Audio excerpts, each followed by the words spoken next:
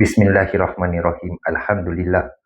Alhamdulillah wassalatu wassalamu ala Rasulillahi wa ahlihi wa sahbihi wa man ittada bihudah. Amma ba'd. Assalamualaikum warahmatullahi wabarakatuh.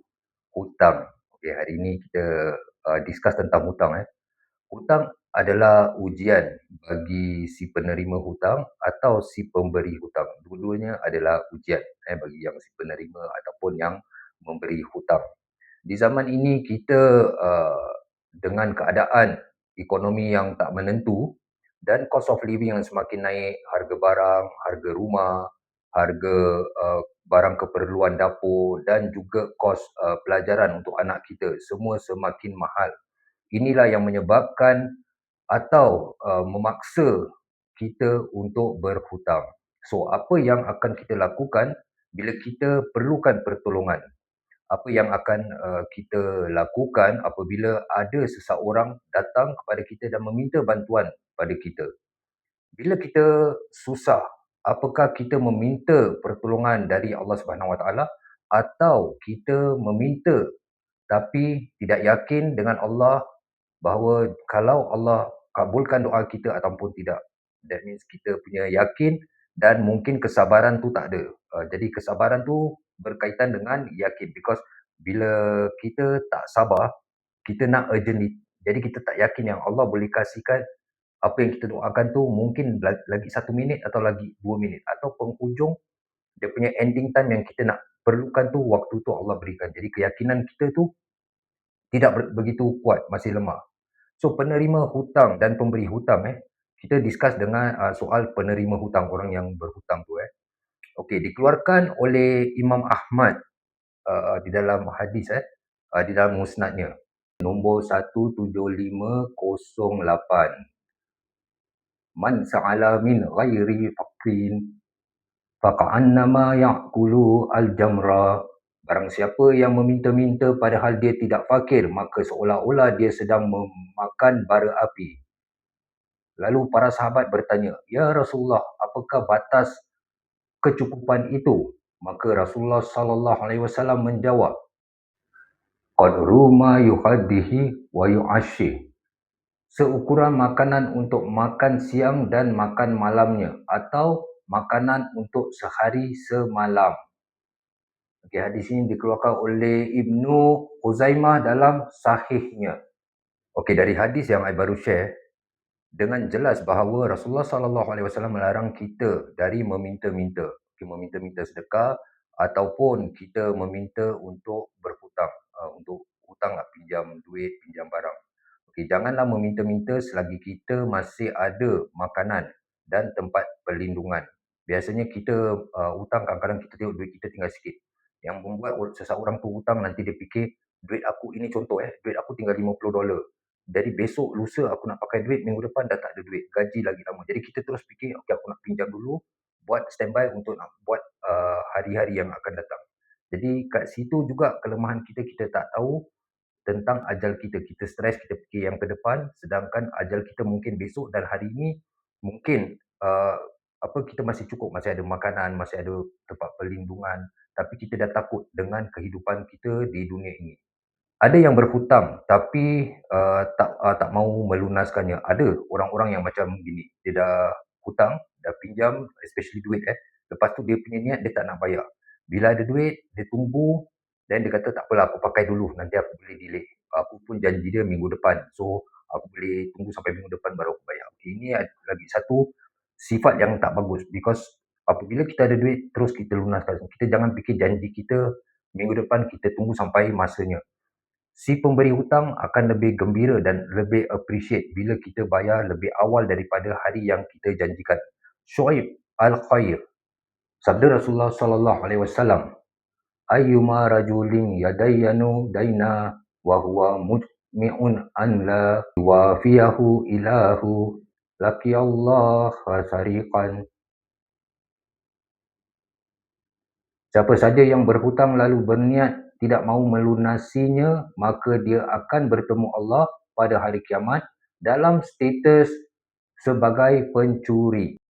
Di dalam satu lagi hadis dari Abu Hurairah radhiyallahu anhu, Rasulullah sallallahu alaihi wasallam bersabda, inna khiyarakum ahsanukum qadhaan.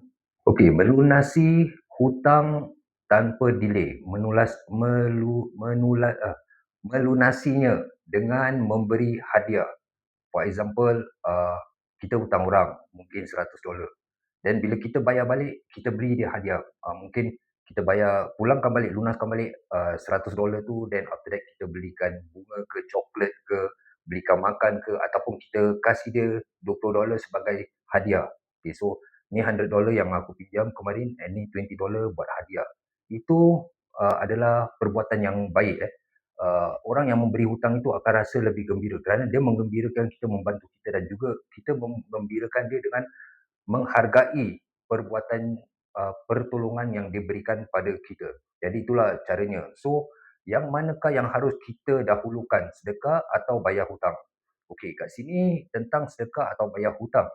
Okey, kita nak kena tengok situation. Tapi yang the basic thing yang paling important, bayar hutang dulu baru kita sedekah. Tapi kita nak kena tengok situation. Contoh kita ada hutang orang $100, dan $100 tu mungkin kita kata dengan dia, okey, lagi 2 minggu aku bayar. Dan hari ini ada orang yang kelaparan, yang memerlukan duit tu untuk survive, dan dia hanya perlukan $20. Dan sedangkan hutang kita $100, dan hari ini kita cuma ada $25. Jadi dia perlukan $20, is okay kita sedekahkan, kita berikan sedekah itu pada orang yang meminta pertolongan itu. Tapi at the same time kita uh, harus apa?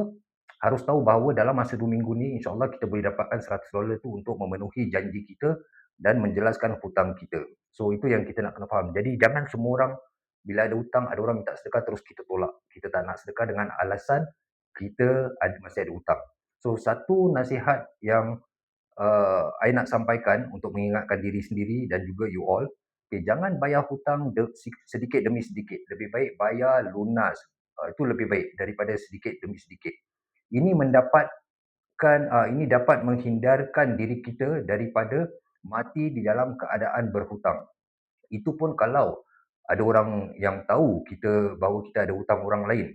Jadi ada orang yang jelaskan. Tapi kalau tak ada sesiapa yang tahu kita hutang, maka siapa yang akan selesaikan hutang kita? Contoh kita ada hutang kawan kita tempat kerja. Family kita semua tak tahu, dan kita akad pinjam duit tu tak ada tertulis. Jadi bila kita mati, tak ada orang yang kasih tahu dan tak ada orang yang bantu kita melunaskan hutang tu. Jadi kalau boleh, bila contoh kita, I kasih contoh so kita dapat faham. I pinjam $100, jadi hari ini baru dapat gaji tapi $110 je. Jadi I fikir tentang hari besok, lusa semua. So sebaiknya $100 ni kita pulangkan balik, lunaskan hutang kita dulu, walaupun duit kita $10 tu pasti tak cukup untuk hari-hari akan datang. Kerana apabila kita menepati janji, kita pulangkan balik, kita dapat menyelamatkan diri kita daripada orang menagih hutang ataupun kita mati dalam keadaan berhutang. Dan setelah kita pulangkan balik, mungkin duit kita tak cukup untuk nanti lagi 2-3 hari, kita bolehlah pinjam sekali lagi. Setidaknya orang yang meminjamkan kita itu, dia percaya bahawa kita akan pulangkan balik. Kita tak beri alasan duit aku tak cukup, aku bayar kau sikit dulu, nanti bulan depan lagi sikit. So, ini yang kita harus lakukan. Menyelesaikan hutang kita secepat mungkin dan jangan bayar sedikit-sedikit. Di sini saya juga nak tambah sedikit sebagai peringatan. Di TikTok baru-baru ini, ramai orang yang buat live, TikTok live mengambil kesempatan dengan menunggang agama untuk bisnes dan mendapatkan keuntungan. Because ramai yang, especially negara tetangga, saya tak nak cakap negara mana, I think you all tahu, dia buat live, dia ada kuih-kuih, ada macam-macam. Dia kata, live cepat-cepat, beli infak lah, dia gunakan perkataan sedekah. Jadi orang di TikTok tu akan beli jualan dia dan dia akan pergi ke rumah anak yatim ataupun ke masjid ataupun ke mana-mana untuk kasih sedekah, untuk menyampaikan. Ramai yang salah gunakan. Jadi kita nak kena hati-hati. Bukan saya melarang, tapi kita nak kena hati-hati. Apakah orang ini betul-betul niat dia ni memang nak bantu orang atau niat dia nak buat bisnes. Because dia sekarang, I kasih contoh I yang jual barang-barang ni. Jadi I nak jualan I ni cepat laku. Jadi I gunakan kau sedekah, aku dengan barang yang kau beli ni aku akan sedekahkan, sampaikan sedekah. Untuk yang memberi sedekah tu, itu pahala bagi dia. Tapi yang menjual barang-barang tu di TikTok, apakah dia benar-benar jujur dan ikhlas niat dia untuk itu, atau untuk dia punya jualan tu laris, dia dapat keuntungan daripada situ dengan menggunakan agama. Jadi ini yang kita nak kena harus hati-hati, especially orang-orang yang jualan live di TikTok. Tak salah, cuma betulkan niat, jangan sampai menyalahgunakan dan menunggang agama untuk kepentingan peribadi. Okay, yang seterusnya, I nak beralih kepada pemberi hutang, orang yang memberi hutang ni. Okey, jadi penerima hutang, dia punya ujian dalam hidup tentang keyakinan dia, rezeki pada Allah Subhanahu Wa Taala yang Maha memberi rezeki, keyakinan dia untuk hidup, doa dia, hidup dia boleh ke sampai besok, dia punya takut pada dunia, takut pada kelaparan dan banyak lagi. Okey, jadi ujian dia kat situ, dengan siapa dia mengharapkan daripada Allah Subhanahu Wa Taala atau mengharapkan pertolongan daripada manusia. So ujian dia di situ. Untuk pemberi hutang pula, dia punya ujian dengan kesilapan yang biasanya, kesilapan pemberi hutang tu yang selalu dia lakukan. Okey, ini majoriti, tak semua tapi majoriti. Yang pertama, apakah kita apabila kita memberi hutang kerana Allah ataupun kerana manusia? So bila kita nak kasih hutang, itu adalah ujian. Kita nak tolong orang ni, nak bagi orang pinjam duit ataupun pinjam barang. Apakah kita memberi ni kerana Allah Subhanahu Wa Taala, kerana Allah suka kita membantu orang lain?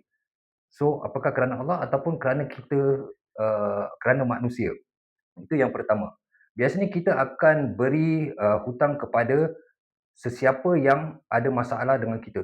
Maksudnya kita tidak memberi hutang kalau ada orang ni ada masalah dengan kita. Mungkin apa-apalah masalah dengan kita. Jadi kita tak nak, dia perlukan bantuan tapi kita tak nak berikan bantuan atau tak nak beri hutang padanya. Atau kepada orang yang kita tak suka. Bila kita tak suka dia, kita tak nak tolong dia. Walaupun kita tahu keadaan dia susah, dalam hati dia ada yang kata, padan muka kau. Rasakan. So, kita tak nak membantu orang yang kita tak suka. Atau kepada orang yang kita benci. Orang tu kita benci, kita tak suka dia punya karakter ke apa. Kita benci, kita tak nak tolong dia. Sedangkan kita tahu orang itu memerlukan bantuan. Jadi, memberi hutang bukan kerana Allah. Kita memberi hutang kerana kita kenal orang yang meminta bantuan pada kita. Kita kenal orang tu, maka kita kasih. Kalau kita tak kenal, tak rapat dengan kita tak kasih. Kita memberi hutang kerana kita percaya dia akan kembalikan pada kita. Jadi kita percaya dia yang akan kembalikan pada kita dengan apa yang kita pinjamkan. Jadi kita tak yakin pada Allah, kita yakin dengan manusia ni akan return balik. Sedangkan segala sesuatu tu yang berlaku dengan izin Allah. Dan kadang-kadang kita memberi hutang kerana kita memberi kesempatan pada mereka untuk membuktikan bahawa bahawa dia akan melunaskan hutang itu dengan kita. Dan kita telah memberi kepercayaan kita pada orang yang nak pinjam tu. Walaupun kita ada sedikit rasa keraguan, dia boleh ke dia bayar balik? Betul ke? Dia tak tipu aku ke? Inilah yang bermain di fikiran kita. Ini adalah ujian bagi orang-orang yang memberi hutang. Jadi ada juga yang memberi hutang kerana hendak orang kata, wah dia ni baik, ni orang baik, dia tolong aku. Contoh kalau dia kata macam, kalau aku tak tolong kau, siapa lagi yang akan tolong kau? Atau dia mengharapkan orang tu mengingati jasa dia. So dia tolong tapi dia nak orang tu ingat, aku pernah tolong kau dulu, aku pernah kasih pinjam duit dulu. Atau maybe dia mengharapkan suatu hari nanti dia akan tolong kita pula. Kita sekarang tolong dia, satu hari kita biasa dengar orang kata, tak apalah hari ni hari kau, siapa tahu besok aku perlukan pertolongan kau. Ini yang menjadi masalah, because pertolongan yang kita harapkan adalah daripada Allah Subhanahu Wa Taala, bukan daripada manusia. Dan apabila kita teringat, ya aku tolong kau hari ni, mana tahu ke depannya ada orang tolong aku. Seperti kita, apabila kita membantu tu, kita dah mula mengharapkan balasan. Jadi keikhlasan tu kita nak kena adjust sikit, nak kena betulkan sikit. Dengan kata lain, kita mengharapkan balasan manusia. So kadang-kala kita yang memberi hutang, tapi akhirnya kita pula yang jadi peminta sedekah. Ini banyak terjadi. Kita yang kasih pinjam duit, lepas tu bila kita nak minta balik duit kita dah macam minta sedekah tu. Tolonglah bayar duit aku. Kita yang macam merayu-rayu. Sampai kita mesti cari alasan untuk meminta atau menagih hutang kita. Baik barang ataupun duit yang kita pinjamkan. So kita start tu aku nak pakai duit lah pasal besok aku nak pergi hospital atau besok aku nak kena bayar ni. Jadi kita nak kena cari jalan, kita kena menipu, berbohong untuk mendapatkan hak kita balik. Jadi ini pun menjadi satu ujian pada orang yang pemberi hutang. Dan kadang-kadang kita juga memberi hutang, akhirnya kita yang dimarahi. Orang yang hutang kita tu marah kita balik. Kau tak understand ke? Aku lagi pakai duit, aku tak ada duit. Kita yang kena marah, kita yang kasih pinjam, tapi in the end kita yang kena marah. So ini yang ujian-ujian orang yang pemberi hutang akan hadapi juga. Tak semua tapi kebanyakan. Okay, jadi kita yang memberi hutang, apa yang kita nak lakukan? Kita punya hak untuk meminta balik hak kita. Akan tetapi, mintalah kerana kita ingin menyelamatkan dia dari mati di dalam keadaan berhutang dan dituntut di akhirat nanti. Bukan kita nak tuntut kita punya hak untuk kita, tapi dengan niat untuk menyelamatkan dia, mengingatkan dia membayar hutang, melunaskan hutang supaya kita dapat menyelamatkan dia di akhirat nanti. Dia kena tuntut daripada kita lah. Okay, so itulah cara orang mukmin yang beriman. Kita sayangkan pada sesama Muslim dan inginkan keselamatan atas mereka. Hadis daripada Ibnu Mas'ud radhiyallahu an, Nabi SAW bersabda, "Ma min muslimin yuridu musliman qardan marrataini illa kana kasadatiha marratan." Tidak seorang Muslim memberikan pinjaman kepada seorang Muslim suatu pinjaman sebanyak 2 kali, maka ia seperti telah bersedekah. So, tidak perlu takut jika ataupun apabila seseorang tu lambat melunaskan hutang yang kita berikan. Kerana kita dapat pahala sedekah. Setiap kali kita tunggu, kita beri dia tempoh walaupun dah jatuh tempoh, dia kata tak ada duit, okey tak apalah, aku kasih kau time lagi 5 hari ke. Setiap hari tu adalah sedekah, kita membantu dia. Okey, lagi satu tentang menzolimi. Okey, bersangka baiklah. Walaupun kita nampak orang yang berhutang itu pergi holiday atau beli barang baru atau mengerjakan umrah. Kerana kemungkinan ada orang yang menghadiahkan pada mereka. So, bila ada orang hutang kita dan dia tak bayar, tiba-tiba kita nampak di social media dia tengah makan satu family di restoran, ataupun dia pergi holiday, dia pergi mana lah, naik cruise ke apa, holiday, ataupun dia pergi umrah, ataupun dia beli barang baru, kasut baru atau jam tangan atau beg baru, kita nampak kita jangan seuzon. Mungkin barang-barang tu dihadiahkan oleh orang lain menghadiahkan dia pada dia, atau umrah ada orang nak sponsor dia, jadi orang tu kata okey aku sponsor duit tiket, duit hotel semua aku sponsor. Jadi orang tu pergi umrah ataupun pergi holiday. Jadi kita jangan bila nampak kita kata hutang tak nak bayar tapi beli barang baru. Hutang tak nak bayar tapi nak pergi umrah. Jadi itu ujian yang ada pada diri kita. Sebersih manakah hati kita dan fikiran kita terhadap orang lain. So itu yang kita selalu membuat kesilapan di situ. Salasu da'awati mustajab, da'watu al-sa'im, wa da'watu al-mazlum, wa da'watu al-musafir. 3 doa mustajab, iaitu doa orang yang sedang berpuasa, doa orang yang terzalimi, dan doa musafir. So itulah 3 golongan orang yang doa mereka tidak akan ditolak Allah Subhanahu Wa Taala. Tapi kerana kekecewaan dan kita marah, kebanyakan orang akan mendoakan perkara yang buruk pada orang yang berhutang pada mereka atau orang yang menzalimi mereka. Jadi memang betul, itu hak kita untuk berdoa dan meminta balasan kepada orang yang menzalimi kita. Tapi jangan sampai kita melebihi batas. Batas yang akan menyebabkan kita pula yang akan dituntut di akhirat nanti. Seperti doa yang meminta kepada Allah untuk membalas atau menghukum dengan cara yang berlebihan dari apa yang mereka lakukan kepada kita. Ada yang minta, contoh dia hutang kita $5,000 lah contoh. Dah bertahun-tahun dia tak bayar. So kita cakap, ya Allah, kasihlah dia accident, sampai kaki dia patah, ataupun sampai tangan dia kodong, ataupun sampai dia tak boleh berbicara, mulut dia ataupun lidah dia rosak dan melebihi batas. Yang pertama, bila kita minta balasan doa untuk menghukum ataupun membalas, yang pertama tu seolah-olah kita mengajar Allah pencipta kita yang membuat hukum tu, kita mengajar cara macam mana yang selayaknya kita nak balas balik. Seolah-olah kita lebih pandai untuk mengajar pencipta kita macam mana nak hukum, nak balas balik. Itu yang pertama. Yang kedua, adakah $5,000 yang orang tu pinjam kita seimbang dengan apa yang kita minta? Contoh, kaki dia accident, kaki patah, dah tak boleh pakai lagi, dia tak boleh kerja bertahun-tahun kerana kaki patah.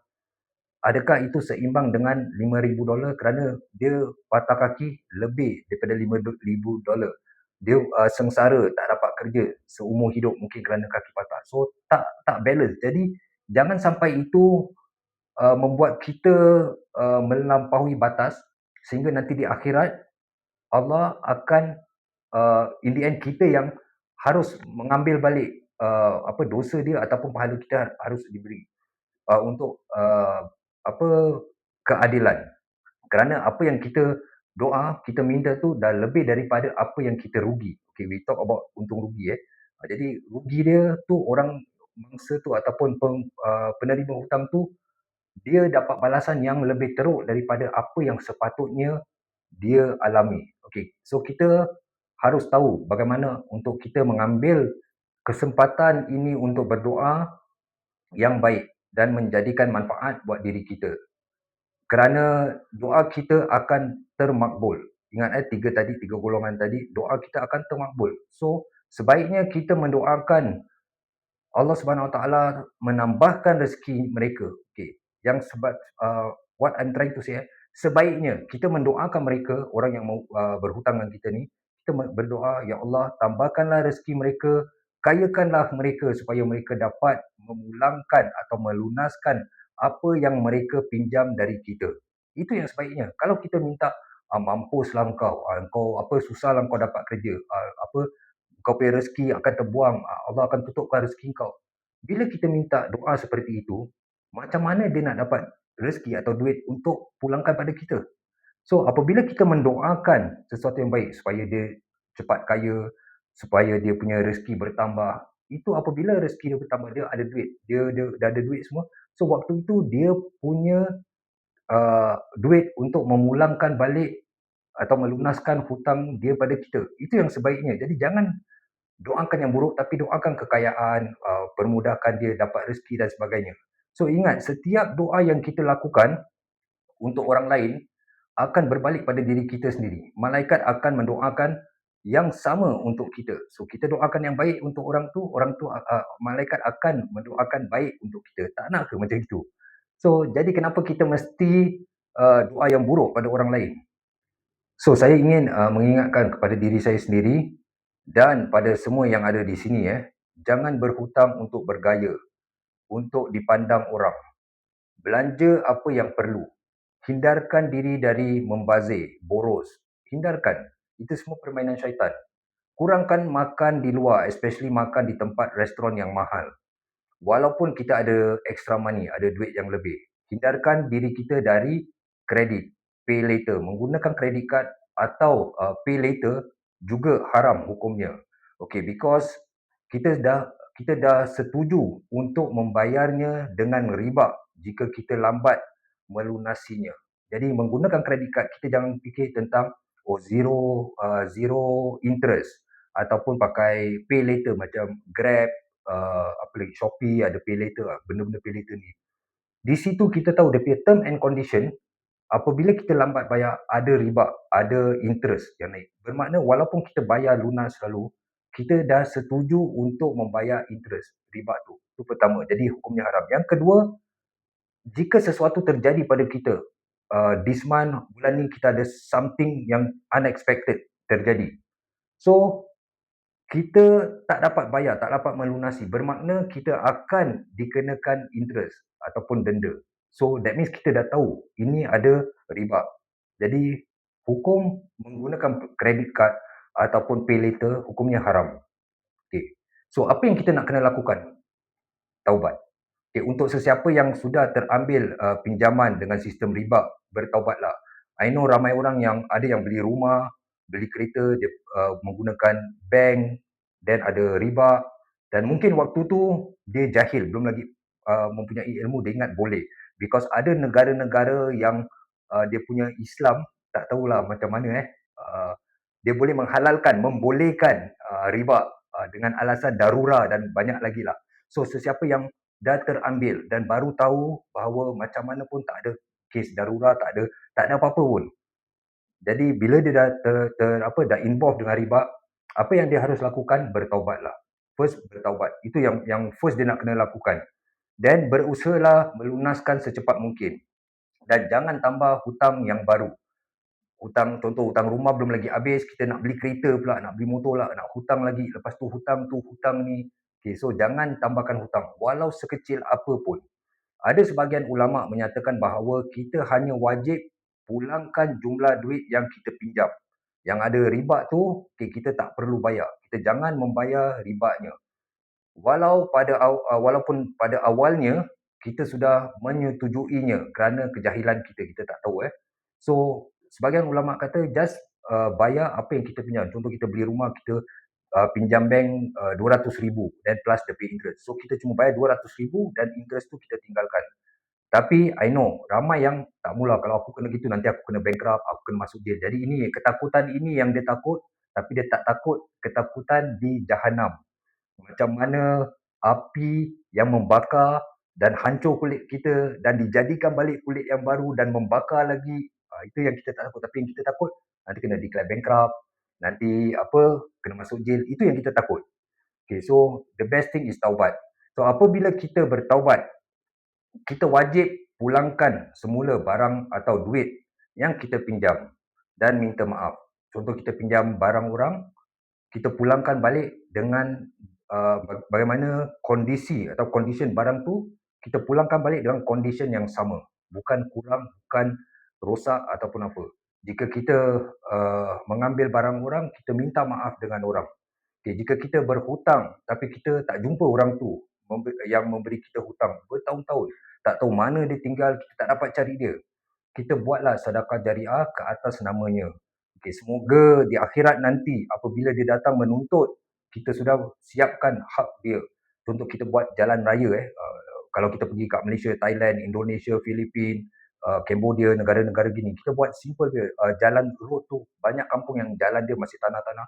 Kita buatlah 50 meter baru berapa, I think baru berapa, sejumlah duit yang kita pinjam dari kawan kita. Contoh, kita pernah pinjam orang $1,000, kita ambil $1,000 ni atas nama dia, kita buat jalan raya tu walaupun 50 meter ke 100 meter, dan itu menjadi sedekah jariah untuk dia. Apabila di akhirat nanti dia dapat menerima hak dia balik yang kita pinjam, yang kita tak dapat bayar. So, jika kita berhutang dengan membuat fitnah dengan orang atau ghibah, cerita buruk pasal orang atau memfitnah pada seseorang, kita minta maaf dengan dia. Ataupun kalau kita takut, kalau kita minta maaf terus terang boleh jadi kes lebih besar, boleh jadi bergaduh besar atau apa. Apa yang kita boleh lakukan, kita berusaha untuk sebarkan cerita yang baik tentang orang itu. Kita cakaplah, orang ni sebenarnya dia baik, dia suka tolong aku, dia gini. Cerita-cerita benda yang baik, yang betul yang dia pernah lakukan. Dulu waktu sekolah dia buat gini. Jadi kalau ada orang kata dulu kau kata dia buruk, dan kita boleh mengaku, itu mungkin aku punya silap lah, kesilapan aku waktu aku marah that time, but actually dia tu baik. Kesilapan ni pun aku pun ada silap. Jadi cerita-cerita kebaikan tentang orang tu dengan ramai-ramai dengan orang-orang yang kita jumpa yang mengenali dia. Jadi taubat disertai dengan yang pertama, penyesalan. Kita menyesal atas apa yang kita lakukan. Kita pinjam orang duit, kita delay, bayar lambat, kita larikan diri, kita bohong, tak ada duit, kita macam-macam lah. Jadi first, kita mesti ada rasa penyesalan. Yang kedua, kita berhenti daripada melakukannya lagi, mulai dari sekarang. Stop, terus jangan buat lagi. Terus stop, no more. Yang ketiga, kita tak mau lakukan dia lagi ke depannya. So totally gone, finish. Apa yang kita lakukan sekarang, kita terus stop dan kita jangan lakukan lagi. So kat sini ada dua perkara penting yang kita harus fikirkan pada saat ini. Fikirkan Yang pertama, bagaimana hutang kita kepada Allah Subhanahu Wa Taala. Sudahkah kita melunaskannya? Yang kedua, Allah Subhanahu Wa Taala pinjamkan jasad, harta, keluarga kepada kita, isteri dan anak. Sudahkah kita menyempurnakan hak dan amanah itu? Atau kita akan pulangkan dengan yang sudah kita rosakkan selama ini, selama kita hidup di dunia ini. I give you example. You kasih pinjam I you punya laptop. I gunakan laptop tu, lepas tu I calakan, I rosakkan dia punya keyboard, macam-macam ada virus, dan I pulangkan. Apa you rasa apabila you dah pinjamkan, berikan laptop baru yang good condition, masih baru, tapi I pulangkan bila benda tu dah rosak. So apa yang akan kita rasa? So bagaimana kita apabila kita kembali pada Allah, Allah ambil balik apa yang dia pinjamkan pada kita dan kita rosakkan. Dia kasih kita harta, kita gunakan dengan cara yang salah, membazir, buat maksiat dan sebagainya. Ada duit untuk pergi umrah tapi kita kata belum bersedia, aku nak pergi holiday dulu. Ada kesempatan untuk bersedekah, membantu orang, tak mula, aku tak suka orang ni, kita jangan tolong dia. Ada anak, kita ajar dia main bola, fokus dengan main bola, jadi footballer, tapi kita tinggalkan akhirat. Jadi itu semua tanggungjawab tu semua. Apakah kita dah sempurnakan? So sebelum saya akhiri video ni, saya nak share tips. Nak jadi kaya, nak Allah permudahkan kita dapat rezeki yang banyak. Okay, tips dia. Kita doakan orang yang memusuhi kita, orang yang benci kita, yang try jadi kita yang memusuhi kita, kita doakan untuk dia. Doakan orang yang menyakiti hati kita. Doakan orang yang membenci kita dengan doa-doa yang baik. Walaupun orang tu benci kita, dia buat fitnah pasal kita, macam-macam. Kita doakan yang baik. Ya Allah, berilah dia rezeki, berikanlah dia kebahagiaan. Bila orang dah bahagia, dia tak akan sakit hati orang, dia dah ada di world sendiri. Berikanlah dia kebahagiaan, bukakanlah pintu rezekinya, dan banyak lagi kita doakan kebaikan pada orang yang menyakiti kita, yang menzolimi kita. Jadi kita dapat bersihkan hati kita daripada sifat dendam ni semua. Ada orang yang, dia ni, tengok aku tuntut sampai ke akhirat. Jadi itu kita penyakit hati. Orang tu mungkin dia dah lupakan, dia dah move on. Tapi hati kita yang sakit, dan kita harus menempuh hidup dengan hati yang sakit itu. Jadi kita doakan perkara-perkara yang baik, dan kita niatkan dengan ikhlas untuk apabila kita kaya, kita harus membantu first adik-beradik kita. Okay, memang banyak orang yang ada masalah adik-beradik. Okay, first bila kita ada duit, walaupun sekarang kalau kita ada kelebihan sikit, orang yang pertama kita harus bantu adalah keluarga, especially adik-beradik kita.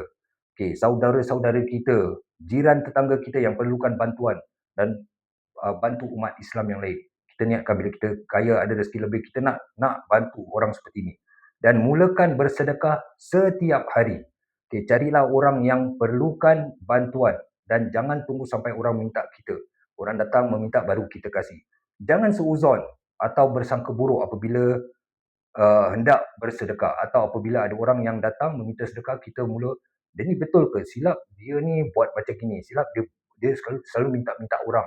Mungkin ada orang yang selalu minta-minta because keadaan dia, situation dia tu, mungkin dia dah tak boleh kerja, dia cuba cari kerja dan susah nak dapat kerja. Jadi kita tak boleh salahkan dia kenapa dia meminta-minta. Apabila dia datang kepada kita meminta-minta bantuan, bermakna Allah sedang memberi kita kesempatan untuk meraihkan pahala, tapi kita tolak. Okay, so apa yang kita lakukan? Kita hari-hari kita cari bersedekah. Sembunyikan ibadah sedekah yang kita lakukan. InsyaAllah Allah akan membuka pintu rezeki yang luas untuk kita. Ingat, tidak ada istilah sedekah subuh. Ada orang bila pagi, sedekah subuh. Tidak ada istilah sedekah subuh di dalam sunnah Al-Quran ataupun hadis. Yang ada hadis yang bersedekah di pagi hari. Tapi bukan subuh, waktu subuh orang semua nak kena sedekah, masukkan duit. Tapi there is no such thing dalam hadis, dalam sunnah, dalam Al-Quran. Tidak ada tentang sedekah subuh. I know very popular dekat Asia, sedekah subuh. Dan lagi satu, tabiat sedekah hari Jumaat. Dia tunggu sampai hari Jumaat baru nak sedekah. Dia tunggu sampai hari Jumaat baru nak sedekah. Tidak ada. So, hari Jumaat tu hari yang mulia, tapi bukan hari yang kita tunggu untuk bersedekah. Mungkin hari-hari kita sedekah, dan hari Jumaat tu kita melebihkan sedekah. Itu is okay. Okay. So, sedekah itu adalah hari-hari. Jadi, lakukan setiap hari sedekah itu. InsyaAllah, see you in the next video. Subhanakallahumma wa bihamdika, ashhadu an la ilaha illa anta, astaghfiruka wa atubu ilaik. Assalamualaikum warahmatullahi wabarakatuh.